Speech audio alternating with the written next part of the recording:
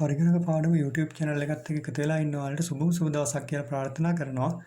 ඔයාලා ගෙදර ඉඳගෙනම ඉන්ටර්නෙට් එක හරහා සරලව පරිගණක පාඩම් ඉගෙන ගන්න ඕන නම් අපේ channel එකත් එක්ක දිගටම එකතු වෙන්න.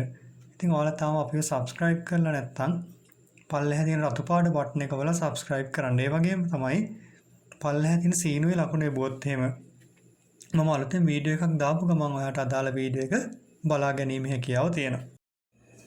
හොඳයි අපි පාඩමට යන්න ඉස්සෙල්ලාම ඔයාලට පුංචි මතක් කිරීමක් කරන්න යන්නේ අපේ ඔෆිස් පැකේජ් එක ගැන.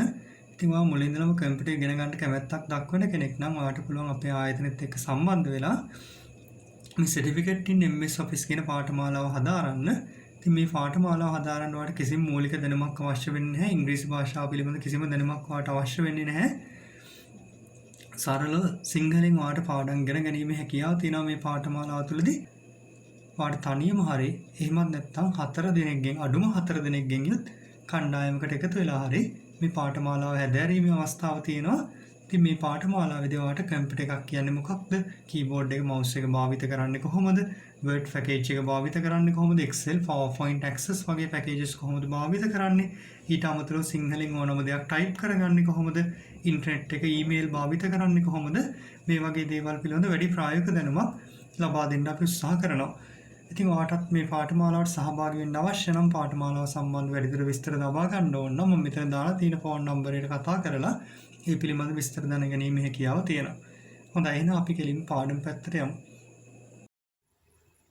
අද පාඩුවේ මම ඔයාලට කියලා දෙන්න යන්නේ Microsoft Excel පාවිච්චි කරලා කොහොමද වචන එකතු කරගන්නේ කියලා.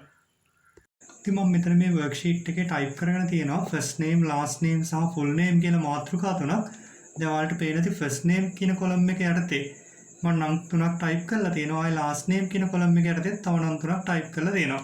ඉතින් මට full name එකට අවශ්‍යයි දැන් මෙතන පළවෙනි නම විදිහට තියෙන නිලන්ත ෆර්නාන්දු කියලා.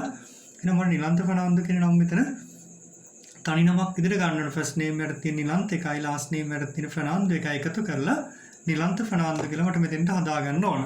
එහෙනම් බලමු කොහොමද මේ කාර්ය කරගන්නේ කියලා. අපිට මේ සඳහා පාවිච්චි කරන්න පුළුවන් Excel වල තියෙන Concatenate කියන function එක. එහෙනම් මම කරන්නේ මුලින්ම කරන්නේ මෙතන මේ full name එකට පල්ලෙහා කොටුවේ සමාන ලකුණු type කරලා con කියලා type කරනවා con කියලා type කරනවා. ඊට පස්සේ පේනද මේ වගේ function list එකක් පෙන්නලා තියෙනවා. ඒකේ උඩින්ම පෙන්නලා තියෙනවා Concatenate කියන function එක. එහෙනම් මම මෙන්න මේ Concatenate කියන function එක double click කරනවා මේ විදිහට.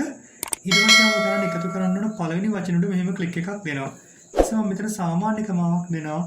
ඊට පස්සේ මතක ඇතුව inverted commas මේ වගේ open කරගන්න උද්දෘත කමා මේ විදිහට open කරගන්න open කරලා space එකක් දෙන්න keyboard එකේ space bar එක පාවිච්චි කරලා මේ වගේ පොඩි space එකක් දෙන්න. ඊට පස්සේ inverted commas මේ විදිහට වහගන්න උද්දෘත කමා මේ විදිහට වහගන්න. ඊට පස්සේ ආයෙ සාමාන්‍ය කමාවක් දෙන්න. ඇයි අපි මෙහෙම උද්දෘත කමා දෙන්නේ? උද්දෘත කමා දෙන්නේ නැත්නම් ඔයාගේ පළවෙනි වචනේ දෙවෙනි වචනේ අතරට හිස් ඉඩක් එන්නේ නැහැ. වචන දෙකම තනි වචනයක් විදිහට තමයි මෙතන type වෙන්නේ. ඒ නිසා ඔයා මතක ඇතුව මේ විදිහට inverted commas දාගන්න නැත්නම් ඔයාලට වචන දෙක අතරට space එකක් ගන්න බැරි වෙයි. හොඳයි ඊට පස්සේ මම කරන්නේ last name එකට click එකක් දෙනවා. හොඳයි දැන් අපි වරහණ වහලා enter key එක press කරලා බලමු. I don't know වරහණ වැහුවා enter key එක press කරනවා. දැන් ඔයාලට පේනවා ඇති first name විදිහට තිබුණු නිලන්ත කියන නමයි last name විදිහට තිබුණු ෆර්නාන්ඩෝ කියන නමයි දෙකම එකතු වෙලා නිලන්ත ෆර්නාන්ඩෝ කියලා මෙතන full name එක හැදිලා තියෙනවා. හොඳයි ඊට පස්සේ මම කරන්නේ මේක fill handle එකට ගිහිල්ලා මෙහෙම click කරගෙන පහළට drag කරන් එනවා. දැන් ඔයාලට පේනවා ඇති මෙතන නුවන් කුමාර කියලා සම්පූර්ණ නම හැදිලා තියෙනවා. ඒ වගේම අසේල සිල්වා කියලාත් මෙතන සම්පූර්ණ නම හැදිලා තියෙනවා. හොඳයි මම මෙතන පෙන්නන්න ඔයාලට අපි අර inverted commas අයින් කරොත් මොකද වෙන්නේ කියලා මම මෙතන formula bar එකට ඇවිල්ලා මෙන්න මෙතන තියෙන inverted commas මකන්න එක කමාවක් විතරක් ඉතුරු වෙන්න මෙන්න මේ විදිහට inverted commas ටික මකලා දාන්නම්. මකලා දාලා මම මෙහෙම enter key එක press කරනවා. දැන් first name එකේ ලොකු ගැටලුවක් නැහැ වගේ පේන්නේ. හැබැයි පල්ලෙහාට අදගෙන ගියොත් ඔයාලට පේන්නේ අනිත් නම් දෙකම තනි නමක් විදිහට සකස් වෙලා තියෙනවා. දැන් මේ බලන්න නුවන් කුමාර කියන නම් දෙක එකට එකතු කරද්දී නම් දෙක අතරට ස්පේස් එකක් ඇවිල්ලා නැහැ. එහෙනම් ඔයාලට මේ වගේ වචන දෙක අතරට ස්පේස් එකක් ගන්න ඕන නම් මතක ඇතුව මෙන්න මෙහෙම first name එකට අදාළ cell address එක උඩ click කරාට පස්සේ සාමාන්‍ය කමාව දීලා inverted commas විවෘත කරන්න ඊට පස්සේ ස්පේස් එකක් දීලා inverted commas වහන්න ඊට පස්සේ ආයෙ සාමාන්‍ය කමාවක් දෙන්න. right දැන් අපි enter කරලා බලමු. right ඔන්න දැන් වැඩේ හරි. right එහෙනම් මම මෙතෙන්ටත් මේ දේ කරන්න යන්නේ නම් fill head එකෙන් අල්ලලා මෙහෙම පල්ලෙහා කොටුවට ඇදගෙන එනවා.